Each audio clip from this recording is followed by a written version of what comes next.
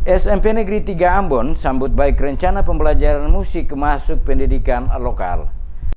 Sekolah Menengah Pertama Negeri 3 Ambon menyambut dan mendukung kebijakan pemerintah Kota Ambon memasukkan pembelajaran musik dalam kurikulum muatan lokal di sekolah. Kepala Sekolah SMP Negeri 3 Ambon IPKO menyebut jika program pembelajaran musik menjadi mata pelajaran, maka pihaknya telah siap karena fasilitas yang ada di sekolah tersebut mendukung, termasuk guru seni telah ada. Terkait dengan hal tersebut, SMP Negeri 3 Ambon sebagai salah satu sekolah yang berprestasi di bidang seni musik sangat mendukung pembelajaran nanti dimasukkan dalam muatan lokal. Ia mengakui kemampuan seni budaya salah satunya adalah aspek penting dalam kehidupan. Oleh karena itu, sekolahnya jauh-jauh hari telah menjadikan seni dan musik sebagai salah satu mata pelajaran ekstrakurikuler, yakni dengan membentuk sanggar yang di dalamnya terdapat pembelajaran tari dan musik toto buang. Menurutnya, keunggulan budaya lokal adalah segala sesuatu yang menjadi ciri khas kedaerahan yang patut dipertahankan agar tidak tergerus oleh budaya asing.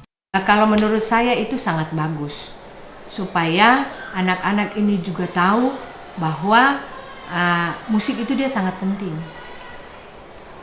Jadi kami mempersiapkan anak itu untuk nantinya ada ekstrakurikuler untuk seni budaya khususnya musik. Dan kami punya, yang kami siapkan adalah suling bambu dan toto buang, itu ada pada kami.